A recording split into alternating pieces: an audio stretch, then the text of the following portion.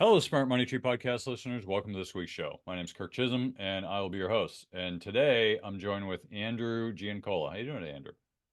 Kirk, I'm doing great. Thank you so much for having me. I'm pumped to be here. Yeah, I'm excited to have you on the show. It's funny. I was just on Andrew's show recently, actually, 2 hours, 3 hours ago. So Yep. this has been great. So I'm excited to be on his show, and I'm excited to have him on this show. And Andrew's a wealth of knowledge, and we're going to get into a lot. But Andrew, why don't you tell us a bit about your background?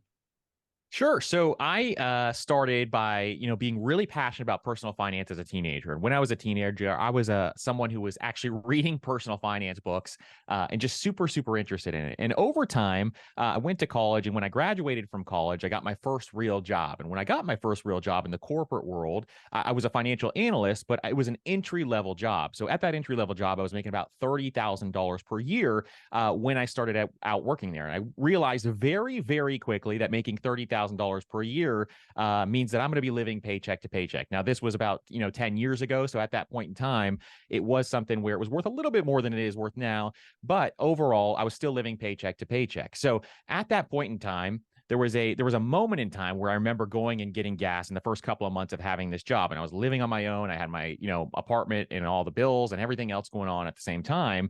And when I went to that gas pump, I did not have enough money to actually fill up my entire gas tank. And I remember the feeling that it just made me so frustrated and so mad overall that at that point in time, I decided I'm going to make a change and I'm going to change all of this overall. So I put together a plan, I put together a financial plan and started to build wealth over time. And one of the big things was increasing my income was one of the big factors to being able to do that. So I started a bunch of side hustles. I actually owned a Christmas tree stand. I owned a bunch of other businesses also. And then over time started to kind of develop my career and increase my skills in various areas so that I could get a promotion. And after we got promotions, started working directly with some of the executives at the company that I was working at, and we started a real estate company. So in that real estate company, we were buying small single family and small multifamily homes, and we built up a nice small portfolio. And a couple of years later, we ended up selling that. And then moving on to doing some consulting, and then years later starting the podcast. And when we started the personal finance podcast, our goal was to kind of teach everybody all the lessons that I learned 10 years ago when I started this journey. And so that's how we started the podcast, and it grew over time, and then went on to start buying businesses as well. So our journey is eclectic, and there's a lot of things that happen in between, but that's kind of my background overall. Interesting. Yeah, I mean you're doing lots of interesting stuff. So let's dive into some of it because I'm always intrigued with people who start getting involved in buying businesses. So what's really the passion behind buying business? Because that's no easy feat, right? Just taking on somebody else's problems or somebody else's business, right? Because you're just kind of jumping right in. So what's really caused you to want to do that? So I was really bullish on real estate very early on, and I still am. But what I quickly found was over the last couple of years, it was very difficult for me to find a deal. So I was looking all over the place to find new real estate deals, especially after we sold that initial portfolio with the partners.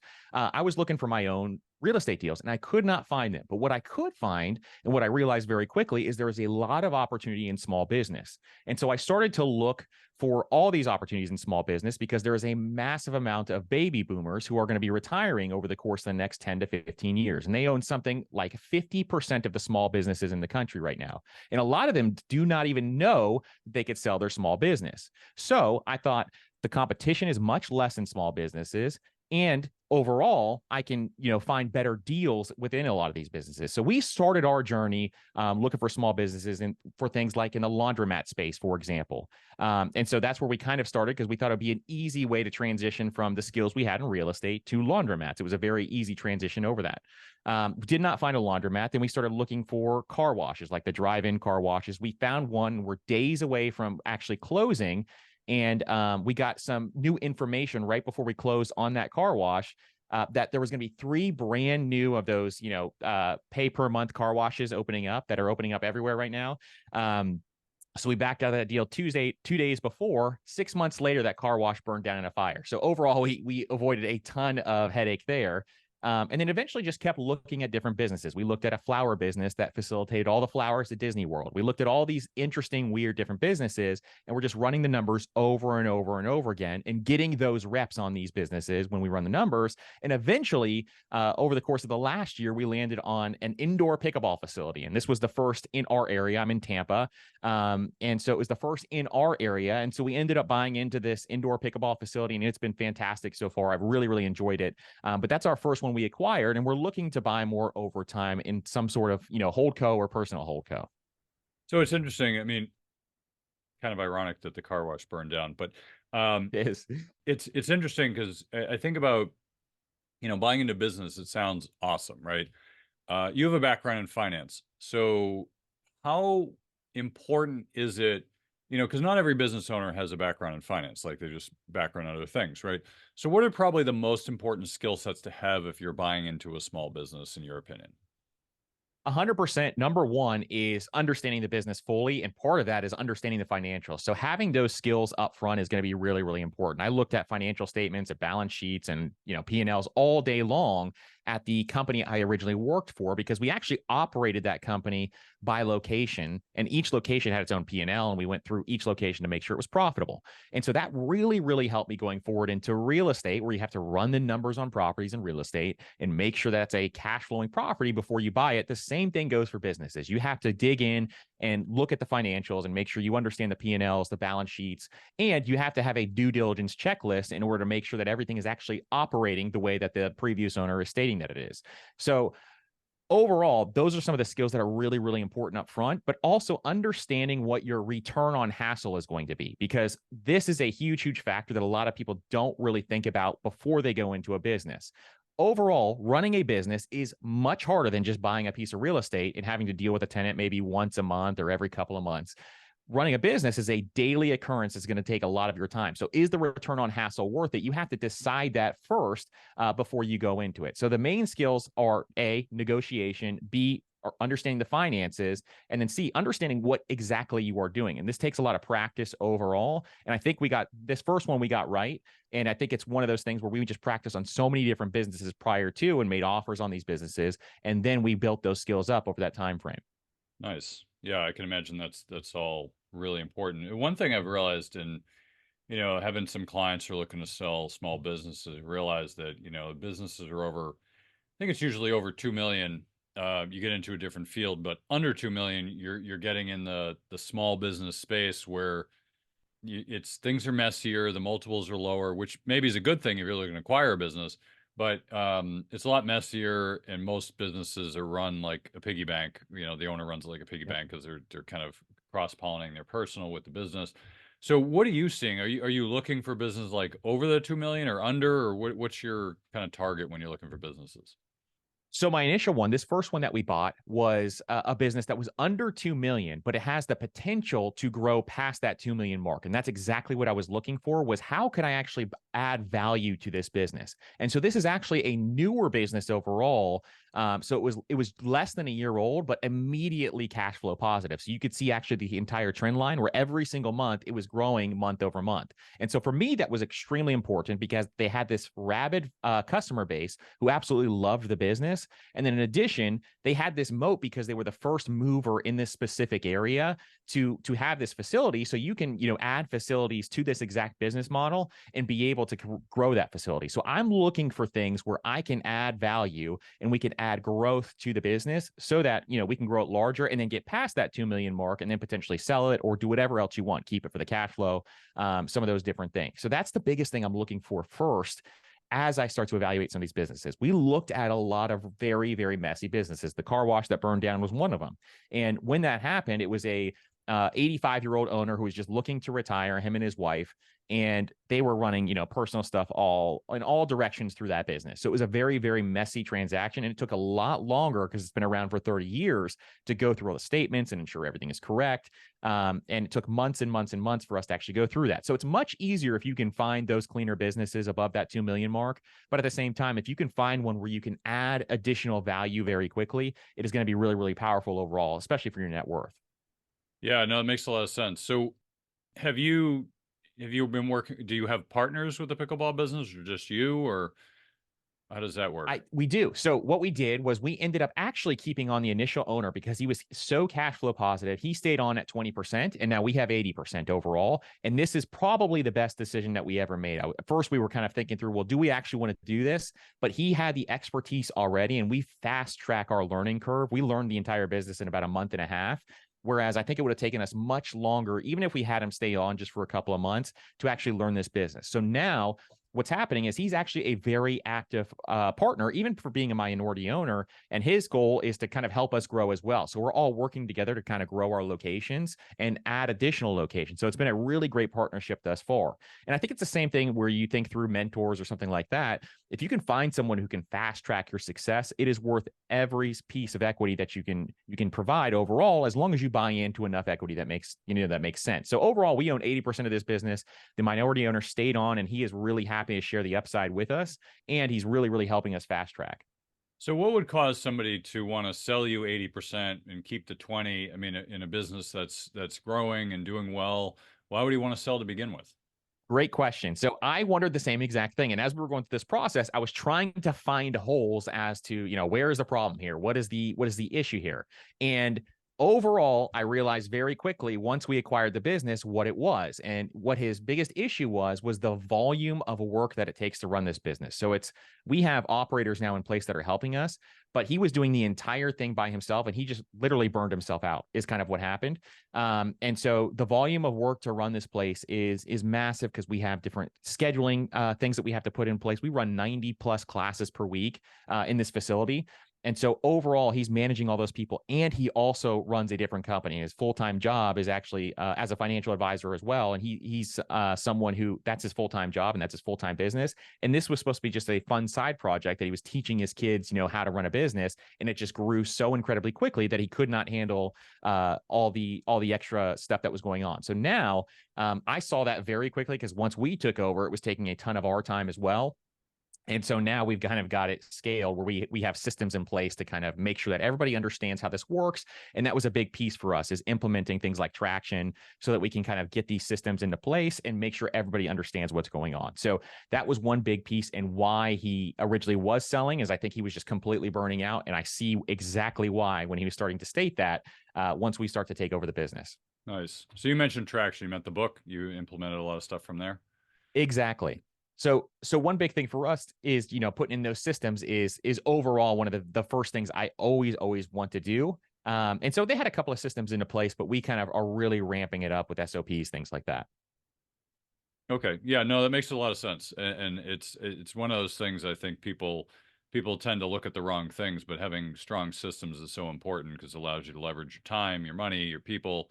And I think it's what's funny is how few people really think about it or understand or really, I mean, I talk to people all the time, business owners, I mention that book and they're like, what's that book? Like, I think I had like multiple people over 2 years tell me to read that book, and it took me 2 years to finally read it. And I was like, this is the best book ever. Like, why wouldn't anybody not read this? So, yeah. It's like a handbook for me for scaling some of these businesses, and I've implemented it in pretty much every single one that I have now, and it's been so incredibly helpful. And I actually will implement video with it as well. Like when I create an SOP, for example, we'll create a video on how to do it also, and it kind of gives that double standard there where we can actually be able to show them on video and have it all written out. And the cool thing about this is that we barely get questions back because we have that video in place. We show them exactly how to do each thing. And it makes it so incredibly easy where if you don't understand it, it's literally like somebody standing in front of you and showing you. So that's been helpful overall too. Nice. Nice. Yeah, that's great. I've heard a lot of, I've heard a lot about that, just video, like Loom videos, or just, if you're Yep. online, just simple things just to get that um, format kind of thing. You have it written, you have a video, you've got different formats so people can kind of choose their own adventure of how they learn. Um, so what's your goal with the business? So you own that business. What's your goal with it? So our overall goal is to probably get at least 2 more locations. Now we have a couple of grand ideas that where we can actually scale it nationally. And right now in this industry, it's kind of a race to see who can kind of scale it nationally. So overall, we're looking at potentially at the low end 2 more locations, and then on the high end to try to do some national stuff with it as well. So we're going to test out the next 2 locations, which is why those systems are so important to set out early. Because if you start to go to a second location and a third location, it is very difficult to scale if you don't have systems in place. So that's why we want to put them in. And then once we go to those 2 locations, we're going to see, can we actually do this on a more grander scale? And if we can we franchise it or look at some of those other options that we have available? But there is a lot of cool things that we can do with this that most people have not done yet.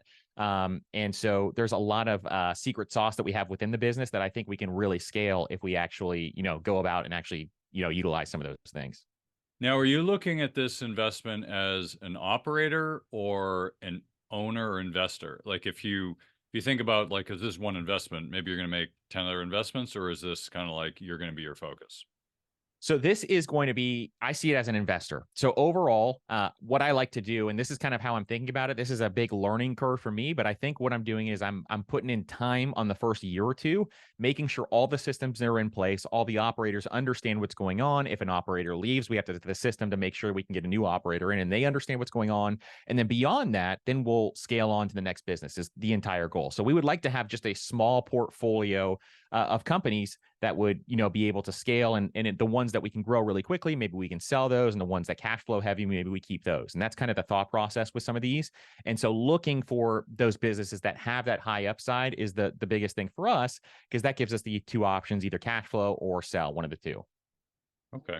Yeah, that makes a lot of sense. So what's the point where you say, all right, it makes sense to sell? Like, how would you make that decision? Talk me through how the mental model should work. So for me specifically, I kind of think through, hey, what are my financial goals? So I kind of work backwards on some of those. My biggest problem overall when it comes to personal finance and my finances overall is to get that goalpost to stop moving. So a lot of times, I'm looking at my retirement number, for example, and then I see that retirement number and I get a couple of years down the line and it increases and it keeps going up and up and up. So getting that goalpost to stop moving is really big. But I would consider selling a business if the sale of that business after taxes would kind of get me to that goalpost that I want to get to overall, would be one reason to sell it and then keep the additional ones for cash flow, something like that. So that's kind of where mentally I am right now. That could very well change over time. But right now, that's kind of the thought process is if it can get me closer to that goal, then that's what I want to do overall. I don't think I will ever retire. That's not in me. But at the same time, it's one of those things that I definitely want to make sure that all that security is all in place, especially to live the life that I want overall. So I always think in terms of financial independence, which is, part of the reason why I talk about this stuff all the time. And so for me, that is one of the reasons why I would sell personally. Okay. Yeah, I'm always curious because people have very different perspectives on this. And you talk to real estate investors, it's all about cash flow, cash flow, cash flow, cash flow, right? And they're buying for cash flow, and they don't ever sell because they want more cash flow. You Yep. talk to business owners, a little different because you got people who are just trying to buy and then flip them or turn them around. You got people who want cash flow, like buying into like a dry cleaners chain for cash flow mainly.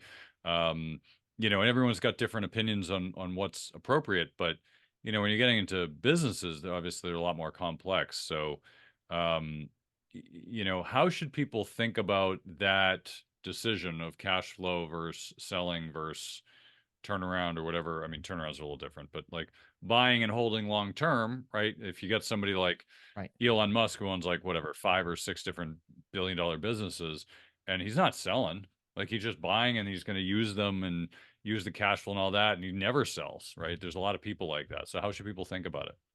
I think what you really should do, this is the way I think about it, is you should buy the business for cash flow first, planning on holding that business long term. I'm a big Warren Buffett guy, and overall, Warren Buffett says if you're going to buy a business, you got to hold it for at least 10 years before you're even going to consider selling it. So I think you got to think through it that way. And then if you can add upside and add that upside potential, and it makes a lot of sense based on the multiple within that business for you to sell it, then it would make sense to sell. But at the same time, you should really only focus on that cash flow side overall, and that will get you out of a lot of trouble when you're actually buying businesses. Because I think running the numbers is obviously the most important, but sometimes with small businesses, you can run the numbers all day long, but there are things that you cannot see until you get in there. And so it's really important to really base it on cash flow first, because if you only base it on upside, that is much higher risk for me, at least. And it's not a risk that I'm willing to take. Okay. So let's talk about surprises, right? Because you're doing due diligence, you got a background in finance, you're probably more equipped than most of us to do this. So what are some surprises that come up often or that people should be thinking about, or like let's tell me about some of your experiences. Sure. So overall, one of the big surprise we found a lot of surprises prior to getting the due diligence period where we would get a letter of intent on some of these businesses. And then we would get in there and we realize there's a lot of things that this owner is not telling us. And so you can find all different kinds of surprises from, they have, three secret employees that they're not telling you on their payroll when they show you the P&L, to things like I said about the car wash, where there was multiple locations opening that they knew about, that nobody else knew about. And so there's a lot of surprises that you can run into. But some of the things that you can run into also is really underestimating how much work is involved. And if you do that, it is really going to be a miserable experience for you, because if you don't have the time to do some of this work, and make sure you get the business running smoothly, that is another big piece. So there's all sorts of different horror stories I've heard. I just had a friend who bought a laundromat and found out that the previous laundromat owner, while they were in the due diligence period, was actually just putting coins into machines left and right, to try to pad those machines. So you really got to be careful about this kind of stuff and make sure this is not happening. And so one of the things on checklist, for example, for that laundromat owner was to now add footage of the security cameras to make sure they can kind of run through there and make sure none of that stuff's happening over the course of the last couple of months.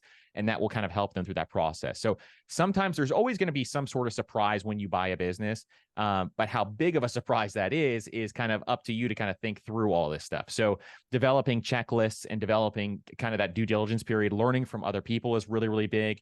And that's one thing where I would kind of sit in and listen to podcasts and other businesses. We had folks like Cody Sanchez on the show, if you've ever heard of her.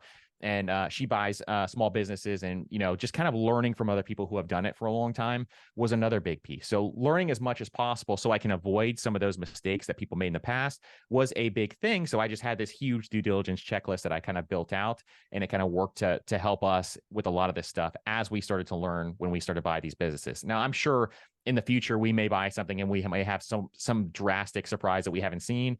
And so that's one thing you just have to be cautious of when this stuff comes up. So let me ask you this. You've done real estate, you've done small businesses.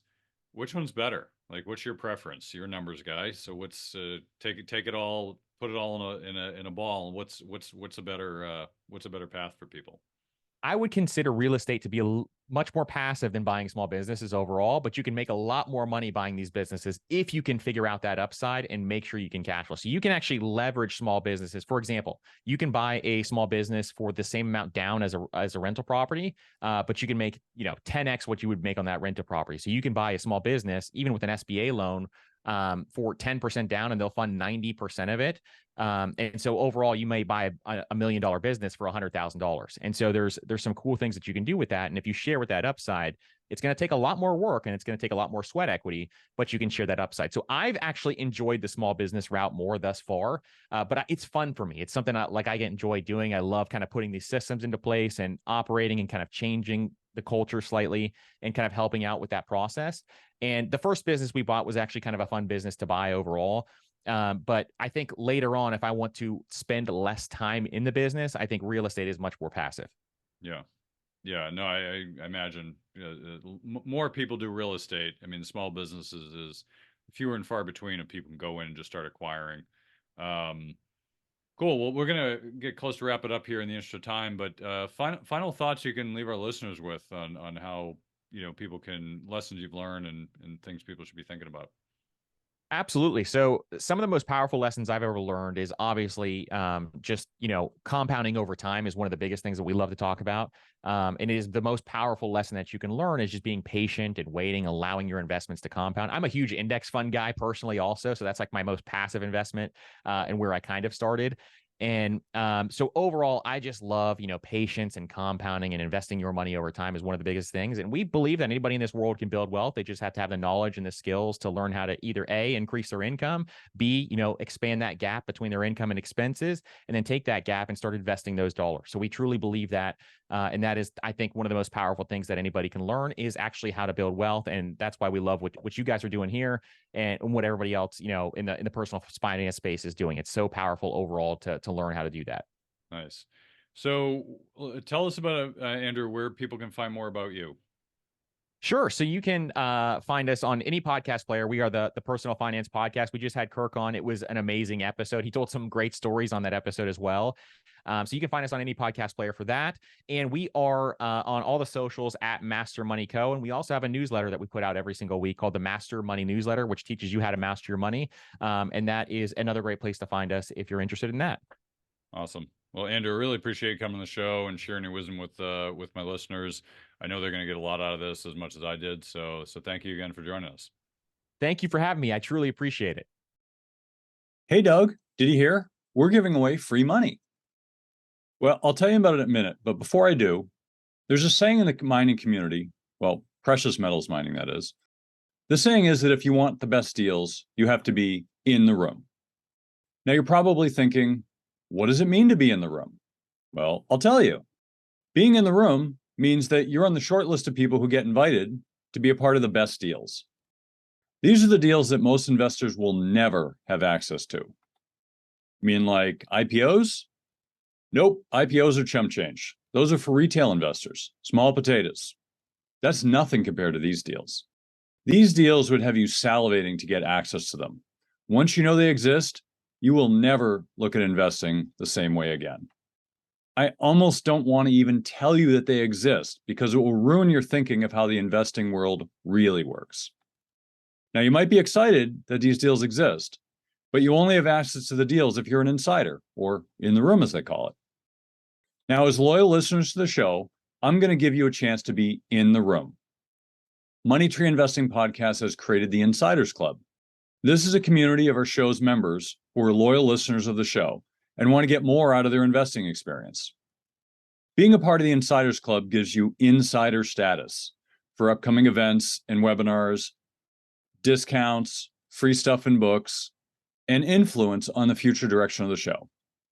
This is a great opportunity to join us as we expand our content and services.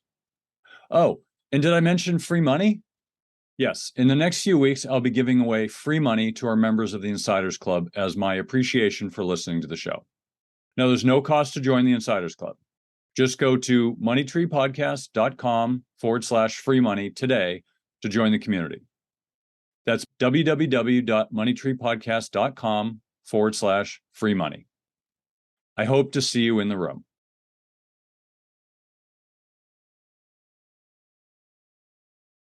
All right. Well, that was a great interview with Andrew. Really appreciate him coming on the show and sharing his wisdom with us.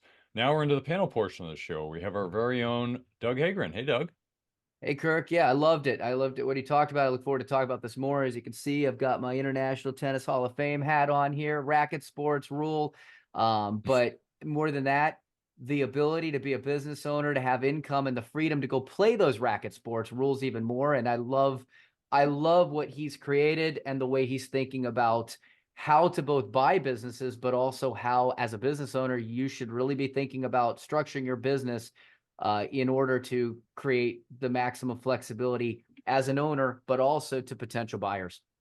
All right. Well, and we know what Doug thinks about tennis. So let's talk. We have our very own Phil Weiss. Hey, Phil. Hey, Kirk. Happy to be here today. Thanks for having me. Right. Much more succinct. All right. Well, let's just dive right in because I know Doug's eager to talk about pickleball and it's his favorite sport. So Doug, what were some of your takeaways from the interview? Well, let's just clarify something really quickly. I respect pickleball, but it's not tennis. All right. Well, we get that out of the way. But my takeaways from it is he's speaking to the heart of so many people in this country, right? Who, especially people that are in business, which is who he's really speaking to, or people that are trying to think about, how do I create a life where I don't have to work forever?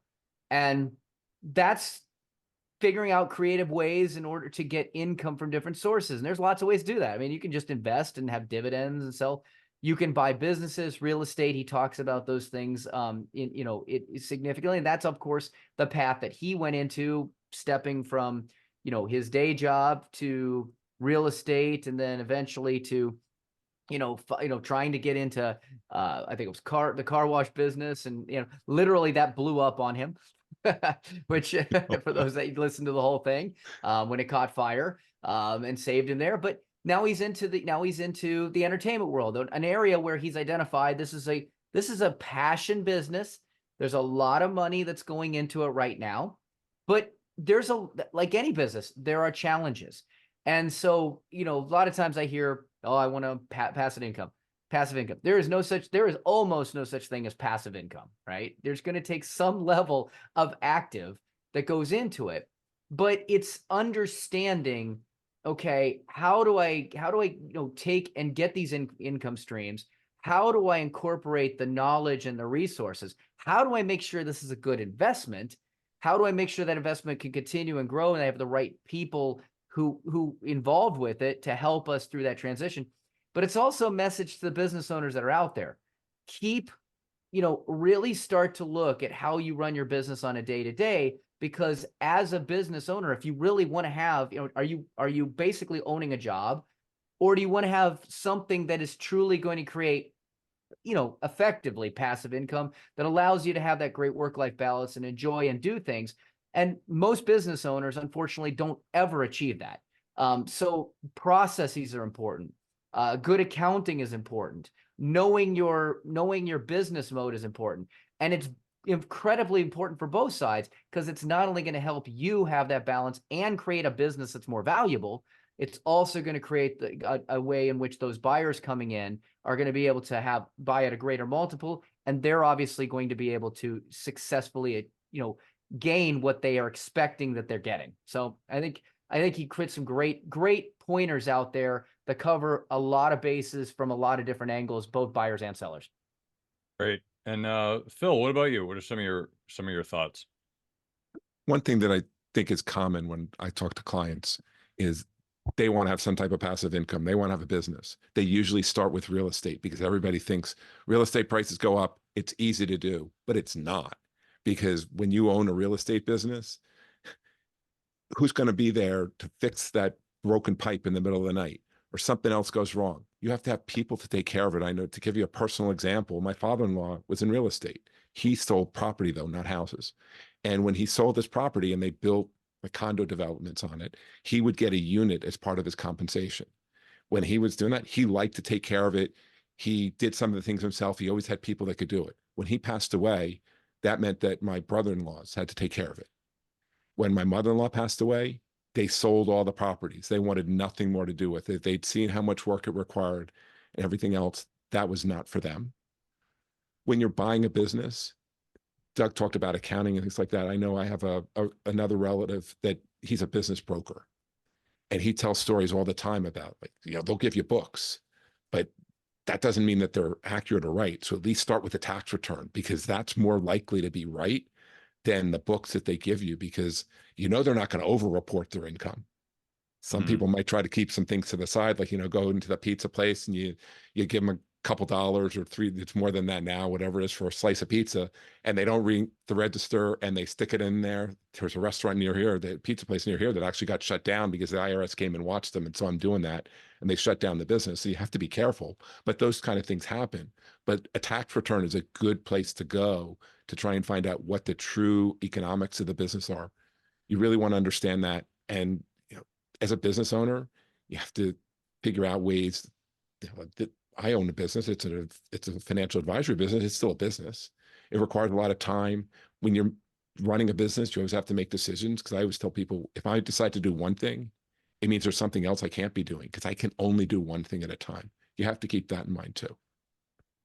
Yeah, it's funny you bring up some stories of my past where I remember as a kid, having a business of like a pizza joint. Like there were a lot of pizza joints out there that had two registers, and I had a few people explain it to me when I was a kid, because I didn't know what the hell's going on. And they're like, yeah, they got two registers, and they got basically two sets of books.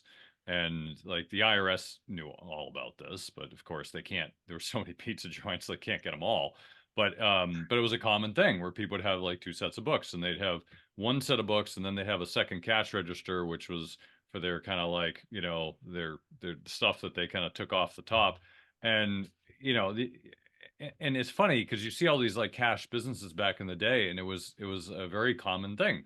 you know, people would just, I wouldn't say they'd run 2 sets of books, but they would take some stuff off the top and they wouldn't keep track of it. But it's amazing to me. There was, I think it was like 15 years ago. I think it was right around 2009. And I was at a buddy of mine come to me. He's like, hey, I want to start like a whiskey bar in Boston. And I was like, oh, it's a pretty cool idea. I'd been to one in New York and I thought it was like a cool idea. Like there wasn't anything such thing in Boston. And it's like, oh, that'd be interesting. So we were going to look at places. We go to this one place and it's not in the best location, but we're talking to the owner and he's like, oh, well, here are my books. And I'm like, okay. And we look at him and we're like, all right, this is, you know, it's not great, but it's like, okay.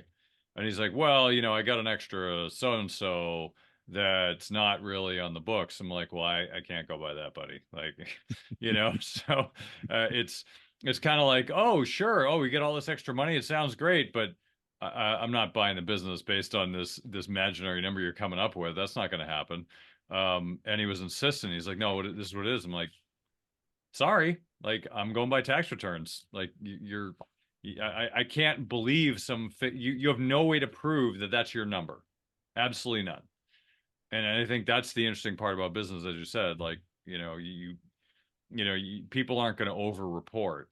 So they might under-report, but I have heard this like 5 or 6 times from like bars and restaurants, common that they have a other set of numbers that is more accurate than the ones they report. And then they try to sell the business and they can't sell it for the numbers they want, because how do you prove that those are the numbers? You just sit there and count the register receipts every night for a year. Like, it's the only way you can do it. Otherwise, there's no way to prove it. And so it's just, to me, it's fascinating, all these businesses. But so Doug, what do you, I mean, I know you're a tennis guy. I make fun of you, but you're a tennis guy. But you know, pickleball is a growing sport. So what do you think of that as, like, as a business? Like, what is that? To me, it sounds like it checks a bunch of boxes, because it's like, it's a positive trend. You know, it's a growing industry. You know, there's a lack of capacity out there. So like, how would you look at that, assuming all the numbers added up? Like, if you're looking at a business, like, how would you look at that? Is that something that would be attractive, or what are your thoughts? Absolutely, with an asterisk. Okay. First of all, you have to look at a couple of things. Like you just said, trends, buzz, you know, media, like, is it out there? I mean, it's very Peter Lynch-ish, right? What's hot in my neighborhood, you know, is a good place to invest. Now, you know, as a good starting point. Then you have to look at the client base. I think, not to get political here, but I think we've looked over the last probably 5x years, maybe 5 to 10 years, we've seen a lot of things that had a lot of buzz, that were hot, that had momentum, that got publicity, that couldn't make a dime, right? That were selling to people that didn't have the economic base in order to be successful, right? Or it wasn't a need that was going to sustain the budget, you know, variable budgets. If things get tight, it's not going to be important. If I look at pickleball, I look at health. Okay. There is a tremendous movement to be healthier. I mean, we have lots of problems with diabetes and heart disease and cancer and overweight. And right now, I think there's a very positive movement to improve. And does it get you out there? Yes. Is it something that's fun? Like, there's lots of buzz around, hey, if you do this, but if it's miserable, we all know New Year's resolutions only last so long, because most of them they suck. But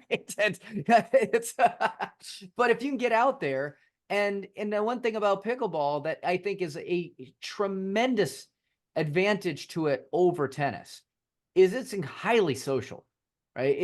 It is one of those things where you're much closer on the court. Games are a little bit quicker. You can get more people, rotate them in. I mean, tennis, you're further apart. I think there's a higher level of intensity at the rec level. Obviously, intensity goes up everywhere in any sport.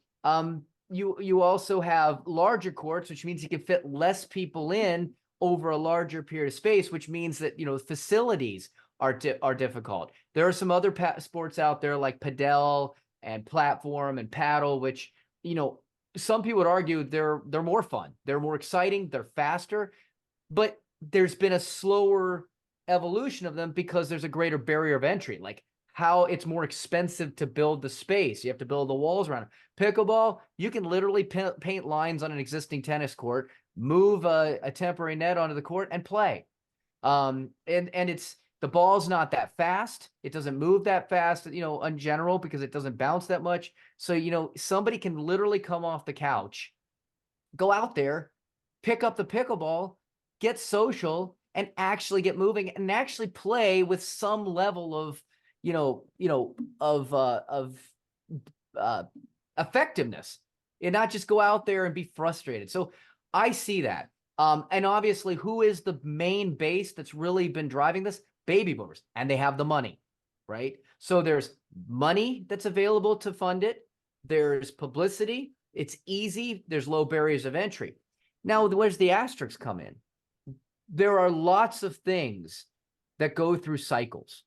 Okay. There was one that comes to mind for me is cupcakes. Cupcakes were the rage 5 to 10 years ago. Everybody was getting into it, and there was lots of money, baby boomers included, spending their money, buying cupcakes for parties and this and that and decorative parties. Now it's charcuterie, right? And I saw a lot of people, like, the charcuterie trend is huge. And we start to see a point in which it hits a massive rise and then a plateau. So the thing that I would say is cautious, because right now we've seen a lot of investment in cupcakes, and a lot of those places that got involved in cupcakes, they're starting to go out of business. We started to see a massive, rush into charcuterie. And then now we're starting to see that trend is starting to ebb, and we're starting to see that people have gotten into that aren't having as much success as they used to. Fads, can really come fast, and it is much greater number of things that come fast that are that sustain and become part of culture. Now, I don't know. This could be. It seems to be hitting all the right marks. But if you're going to get into this business, going back to what you were saying earlier, we were talking about earlier, Phil, you think it's really important that you have someone that understands the business, someone that understands maybe a longer-term track record of not running pickleball, but running athletic facilities, running memberships, running signups, things like that. And I would be very cautious with your investment and your flexibility. So one thing, as we talked about, business owners using their business bank as a piggy bank, pros and cons, getting the money out of the business, less subject to taxes, less subject to liability, things like that. There will be liability because there's a direct correlation between pickleball and rising injuries. It's incredibly hard on the body because it's a very low sport, a lot of bending of your back, bending of your knees. And there's a lot of people getting into it that this is the first bending of their back or bending of their knees that they've had in years, other than reaching into a lower cabinet in their house. Okay. So it's, when you go from stationary to active and you're 50, 60 years old, things are going to happen. And guess what? We live in a litigious society. So you got to be careful of things like that, because a slip now becomes your liability. Does the court not have enough traction? Is it polished? Things like that. You've got weather. Are you in Tampa where he is? You could probably have them all outside. You're in Minnesota. Now you got to have indoor facilities because 8 months of the year, you got to have climate control. And that means less space. Now the question is, are you competing with existing like tennis? Or are you building new facilities? And then I would always, like anything, maintain access to capital. Because in the event that this does start to become a fad as opposed to a permanent figurehead in culture, you want to be able to maintain the flexibility that you're going to be able to get out solvent and be able to have options and choices to ebb through that. Like anything, it's early. And when anything is early and anything is new, Padel could come along and be like, hey, this is pickleball, but faster. All of a sudden, pickleball is not popular anymore and you lose your base. I don't know, but that's what I would say going into it. But when it comes to, like, right now, is it a good investment? It checks a lot of boxes, but with any business, be careful about trends. Yeah, thanks, Doug. And Phil, what about you? What are your thoughts? I mean, I'm sure you got some thoughts about investing in small businesses. Is that something you'd ever do, or how do you think about it? Well, I guess it is something I do since I have a small business. But beyond that, if it's the right one, And like Doug said, there are a number of boxes is checked, but in any business, there's always risk. Like before I got on, I was starting to tell a client a story about how I got started more focused in investing. And the hot company at the time was a company called iOmega. They made zip drives. If you weren't Totally around remember then, them. yeah, I do most too. people, we do, but a lot of people don't, right? Because they were like a fad. And that can happen in that can happen in any business because other things come in and replace them. Lots of things that we see now, we didn't have 10, 15, 20 years or more ago. So you have to be careful. And if this is a trend and it works for now, that's great, but you have to be careful and know what your exit is too, if it doesn't work, and be able to recognize and be able to get out at the right time. That's something else that you want to consider. So if it's the right business, you want to make sure it's something you're in. To me, I want to make sure it's something I'm interested in, because I'm going to have some involvement. I'm going to have to, even if I'm not running every aspect of the business, I still have to understand how the business works. So you want to make sure that that applies too. Those are some things that I'd think about before I would just say, oh, this sounds like a great idea, but I don't really know anything about it, but I'm going to throw money at it. That's not the way to invest. And I want to add something on that, Phil, because I think that goes back to, I think what started this whole conversation is you got to have an exit strategy, which means you need to build your business to be able to have an exit strategy, which is building it fundamentally sound. They talked about the book Traction in the conversation. Again, one of many resources out there that can give some insight into how to build a foundation that's sound. And it's like a house. If you have sound foundation, you can do anything on top of it, right? And that's easy to change. Very difficult to go back and fix a broken foundation later after you've stacked everything on. Plus, everything else can topple down, can topple down from there. So that is, I think, one of the most critical reasons that we talk that you have to have a sound business is not only is it going to make your life better and more profitable now, but it is going to open up more choices and flexibility for you, because that's what somebody else is going to expect coming in. You said one other thing that made me think, and that was the real estate side of it. And you talked about your family being in real estate and then knew everything about real estate, did all that. And then all of a sudden it's like the next of kin, the heirs get it. And they're like, I don't know anything about this. I'm selling it. This is probably, Kirk and I have talked in other conversations, and I think maybe Phil, you have on some previous ones about the real estate business.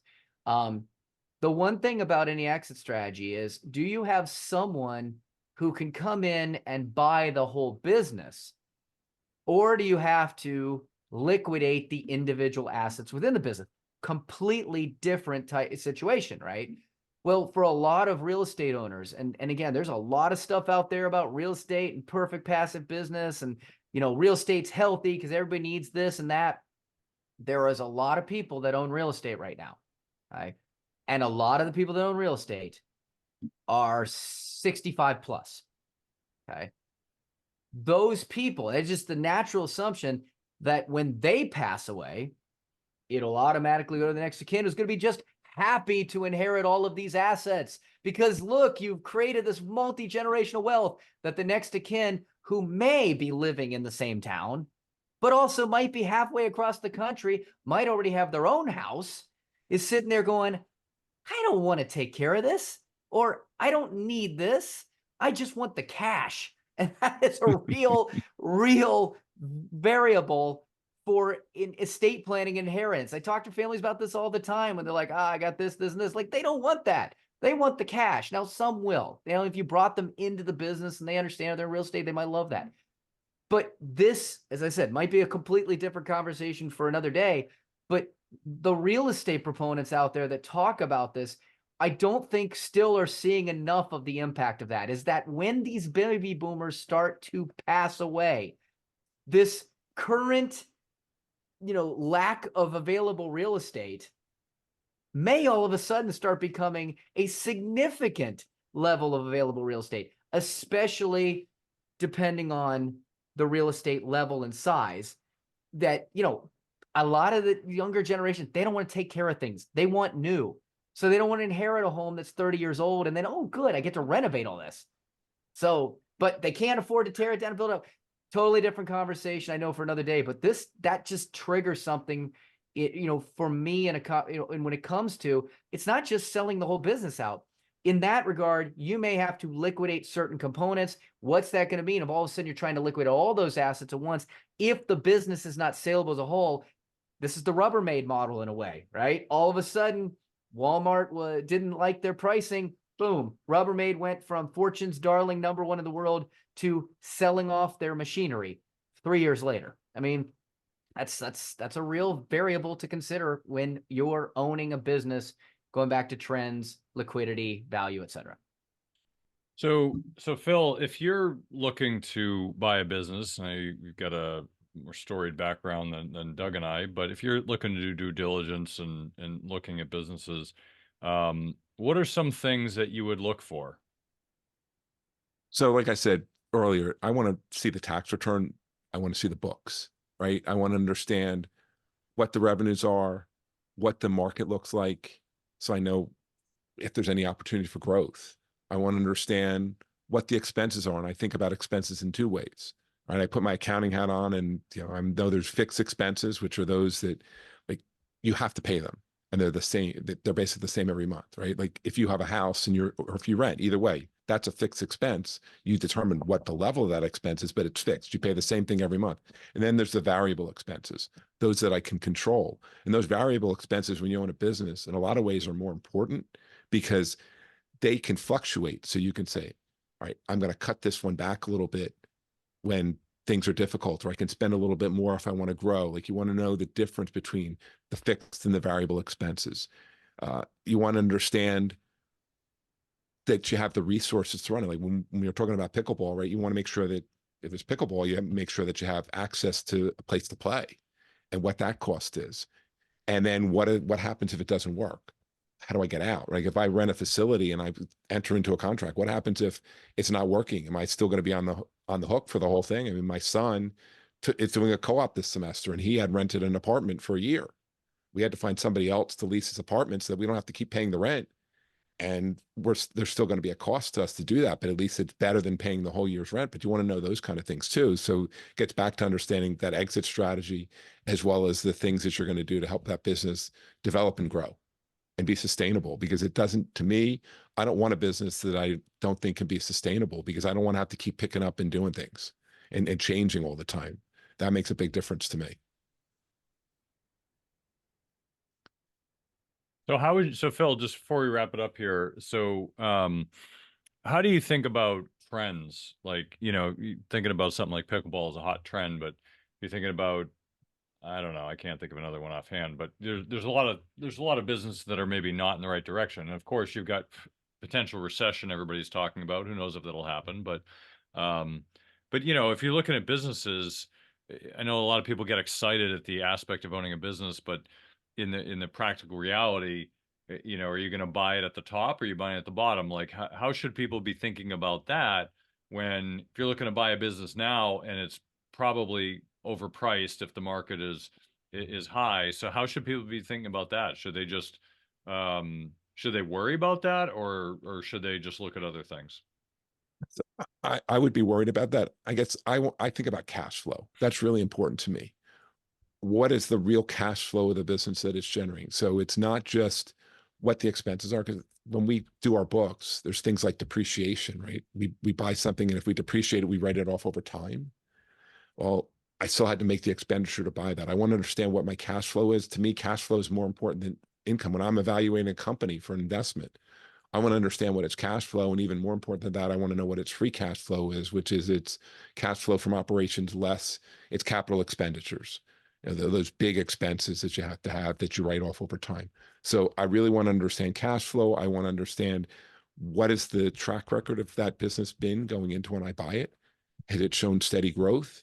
Has it shown a lot of ups and downs? And depending on how long it's been around, I want to look at it over different economic cycles and see how it's performed, so that I can be prepared for the ups and downs that might come with it. Because not all roads lead to the sky, right? There's going to be, sometimes you're going to have good times and sometimes you're going to have bad times, no matter what your business is, right? Just like we look at the markets, they go up and down. So do the business does too. So you want to understand all those things and make sure that you have a plan to deal with them. Make sure that you have the capital available, that if you need an influx of capital, that you have it, that you have access to it, because sometimes businesses can fail because they can't access capital and they need money and they don't have it. And then the business fails because they can't raise it. So you have to keep all those things in mind. I think those are all really important. Okay, great. Well, thanks, Phil. So in the interest of time, we're going to wrap it up here. So Doug, final thoughts from you. Yeah. Basically, I agree with Phil. I think cash flow is critical. Do your research, understand what you're getting into, make sure you have experts that are working with you that understand the business, unless you have an unlimited amount of time to learn it yourself. And financially, you have an unlimited means to be able to pay for your mistakes, because some people, that's okay, right? You know, it's like, yeah, whatever, I'll burn through $1 billion to learn this because eventually I'll come out and make 5x. Most people aren't like that. So you have to understand, if you want to sell your business, make it to where your systems are clean, make it to where your numbers are clean, your books are clean, make it to where you have experts in it that isn't just you as an independent entrepreneur, so that they're buying your business, not buying you. Because if they have to buy you, they're going to pay less, right? And they're going to make you wait on it longer. And if you are a buyer, it's the opposite. Make sure you're buying a team that's in place where the business can thrive without them. And so just to wrap up with time, again, if you are a business owner or a buyer out there and you want to learn more about this, or you want to kind of make sure as a business owner, your business is valuable, is saleable, or maybe is just built to thrive without you, check out Automatic Business Method. You can find more about Automatic Business Method at abmfreedom.com. abmfreedom.com. I want to make sure I've got that right, because I might be giving you the wrong website. Let me double check that. I'll pass it to Phil, and then I'll double check I've got the right website for you, because on that. But again, make sure that you are building your business the right way as a business and not just a job. Phil, final thoughts from you and where people can find more about you.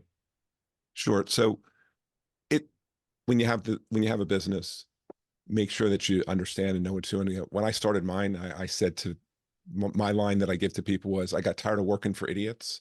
So I decided to be the idiot and start my own business. And there's some truth in that, because it takes a lot of time and effort. So you have to be prepared to do that. Sometimes you can do things a better way, but sometimes you can't. So you just want to make sure that you know what you're getting into.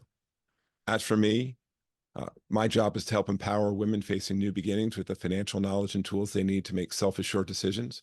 My firm's Apprise Wealth Management. You can download my free ebook, How to Flourish Through Life's Big Changes, at apprisewealth.com. And you can also go there and sign up for my blog. And thanks for having me today, Kirk. Great. Thanks for coming on, Phil. Hey, Kirk, I've got that. So see, again, businesses that thrive around without you. I have very little to do with this business. Perfect example. Changed our website, made it easier. On January 1st, the team went through. It's not ABM Freedom anymore. It's very simple. automaticbusinessmethod.com. You can remember that a lot easier. automaticbusinessmethod.com. You can go out there, get the free ebook. If you're a business owner, can't afford not to do that, because ultimately, why are you in this in the first place? It's to have a business that can thrive without you, that's worth as much as it can be. Awesome. Thanks, Doug. That's the show for this week. Thank you again for joining us on Money Tree Investing Podcast. My name's Kirk Chisholm, Wealth Manager of Innovative Advisor Group. We don't just manage your wealth, we make your life better. You can find more about me at innovativewealth.com. And of course, you can find me every week here on this show. You can also check out our show at Money Tree Investing Podcast. On our website, you'll have access to the show notes, resources, and the archive shows. Please remember to subscribe on our YouTube channel for immediate access to the new shows when they're released. When you subscribe to the show, it allows us to get access to some of the top minds of investing in personal finance. While you're here, please leave a comment and question if you want us to address it on the show. Have a great week ahead, and remember, no one will care about your money like you do, so invest in your life.